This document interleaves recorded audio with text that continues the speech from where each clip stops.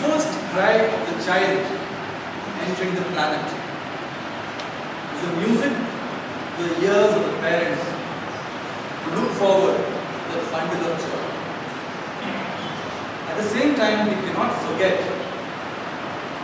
the pain and sacrifice endured by the mother in that long period of 9 months of gestation. One thing you have to remember, joy and pain go hand in hand. The moments of joy always accompanied or preceded by pain. In the moments of joy, if you look at any moment of joy in a person's life, you will find there has been a long period of hard work and striving to be the best so that he or she reaches the pinnacle of success. Last week we had here Chandramoli doing his ACT project. He clearly told us the kind of tough, hard work the team led by Sir Edmund Hillary to reach that summit. But they didn't give up to such an extent. Come what may, they faced the challenges and at last they made it to reach. Even if you talk about Arnold Schwarzenegger, in one of his books he says, it is the last 4 or 5 repetitive actions which demands your body to endure that excruciating pain, makes your muscles tone up and have the right form. And he says, it's so right. So true. The same way, a person who is very astute focuses on all the situations around him and puts his best to give the 100%, keeping his eyes on the goal, working towards the goal, come what may, the challenges are, but he goes on, and that's how he reaches success. It's very clear, on that point, the person is ecstatic and he shouts in joy. But then, if you ask them, they will tell, this moment of joy, or this moment which I am immersed in joy, could not have been had I evaded the pain and the blood. Ladies and gentlemen, it's very evident. Let us remind ourselves, unless until we put ourselves to the right, not going to reach the point of success, reach the point of achievement where we will be able to enjoy that moment of glorious time. Ladies and gentlemen, to take this meeting forward, I would be calling upon a person. In Toastmasters parlance, it's called the Master of Ceremonies, the Toastmaster of the Day. Now this person is a wonderful speaker, a great sportsman, a social activist, and he's into so many other forays of activities like aero modeling, etc. But when I look into his different aspects of life, what I found is that he has let himself through that time to hone himself and to mold himself into a person who comes as a most selfless and most endearing person to all his colleagues, to all his people, to whoever he meets. Now without further much ado, let's put our hands to welcome the Toastmaster of the Day, Mr. Avinash Albani.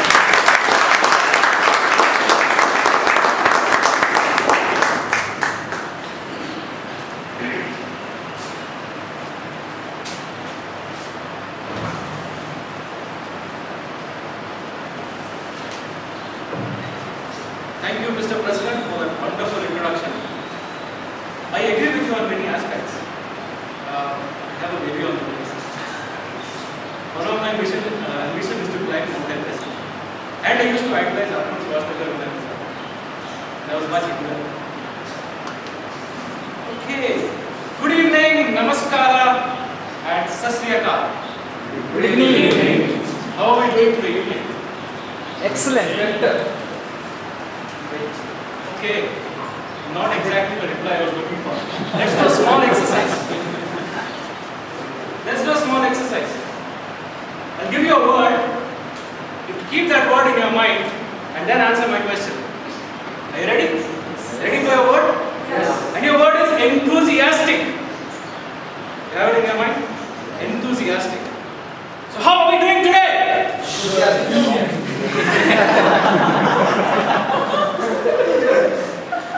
How are we doing today?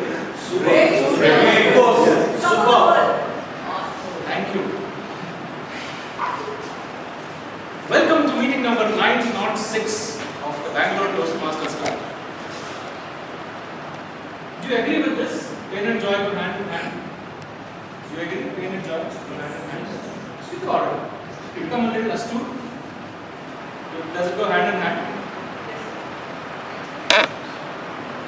To me, this is it has a very spiritual connotation. Let me explain to you why I think it's very spiritual. You see, pain and joy are opposite things. Unless I have experienced pain, I wouldn't know what joy felt. Do you agree? Unless you have seen light, or unless you have seen darkness, you won't know what light is. Right? So if you don't have pain, you don't have joy. You would have never experienced joy. Look at it this way. You have two sides of a coin. Okay? On one side, you have pain. And the exact opposite of pain, joy, is on the other side. Take away one side of that. You still have a coin. Can the coin exist with only one side? It cannot. Okay? So pain and joy absolutely do have to go with each other. They cannot exist without each other. Now, a long, long time back, about 100 years ago, there was a very nice, astute, and affable gentleman. His name was Ralph C. Smedley. After his graduation, he began working at YMCA. Where? In Bloomington. Where is Bloomington? Illinois. So he was working after his graduation at Bloomington in Illinois. And one fine day, he had the great opportunity to witness somebody speaking in public.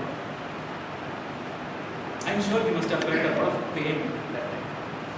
He must have thought to himself, such perfectly capable people are not able to speak in public. I need to change this. I need to put some joy into their lives. And soon, he started an informal meeting. He had a very close friend, the general secretary of that YMCA. This gentleman was named George Sutton. He was another very astute man. He came up with a wonderful name. Let's call this Toastmasters. Sounded very nice. And so, in the first informal meeting, which they had in Bloomington, in Illinois, came the formal movement. It started garnering a lot of appreciation and a lot of praise.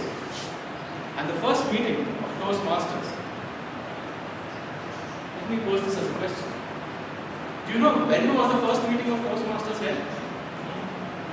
When? 18th October 24. It's 22nd October 1924 at Santa Ana in California. And that club exists to this day. It's called Club Number 1.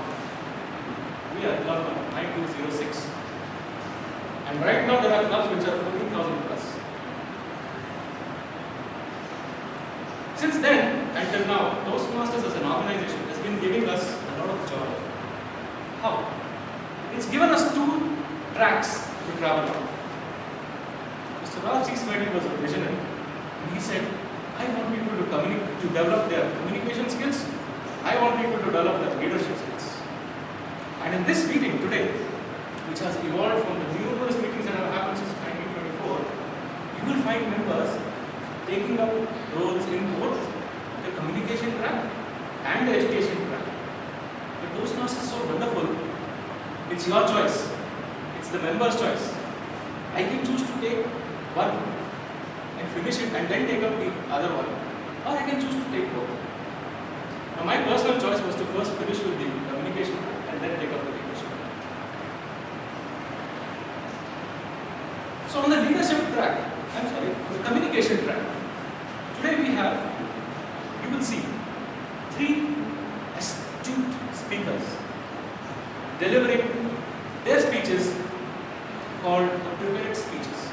And the session is called the prepared speech session. It's the first session of the day. Then we have something called as the table topic session, which helps you develop impromptu speaking skills. And finally, we have the general evaluation session. Now, unlike the name, general evaluation, it's not an evaluation. Okay, it's actually a feedback session. Ralph C. Smedley said, let's not stop at people giving speeches. They will improve only when we start giving feedback. So we have a general evaluator who's been observing us from the minute the meeting started, very minutely. And what's going to happen after the table topic session? He's going to, he has his little notebook and he's making notes. Who's done what? Who's not done what? And at the end of the meeting, he's going to call all the defaulters. He's going to make them line up here. He's going to say, tuck your shirt in, shine your shoes, comb your hair. That's the general evaluation session. And we have a general evaluator who does this work. He's an HR professional and has held very senior roles in the automobile industry, the civil engineering industry, or the real estate industry, and the engineering industry. He leads his life with a motto: hands that help are better than lips that advise. I totally connect with this. Now this quote and his life has led him to start his own organization. So whatever that website or the brochures say, my perception of that organization, if I were to define it, I would call it a global nurturing organization. Okay? So it's an organization which picks up talent, nurtures it, and provides the best solutions to the clients. Ladies and gentlemen, put your hands together for our general evaluator for today, Aaron Watson.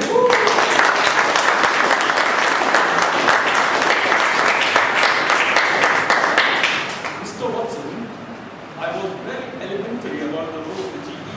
Would you please tell us what your real responsibility is? It's not like a school teacher and student relationship reprimand. It just gives you a basic feedback about the best practices that have been observed in the meeting and offers suggestions for scope for improvement.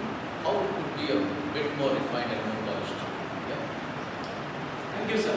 Look forward to your evaluation. Now, the general evaluator is going to be assisted by a tag team. In the T for timer, we have Ravi Raju. Will you please elaborate on your role? Good evening, everybody. Myself, I'm Ravi Raju. I'll be evaluating the timing sessions for each of the Toastmaster speeches. For the first two, we have a couple of CC1 and CC5. For CC1, I'll be showing green at 4 minutes and amber at 5 minutes and red at 6 minutes. And for CC5, we have for 5 minutes I'll be showing green and 6 minutes amber and red at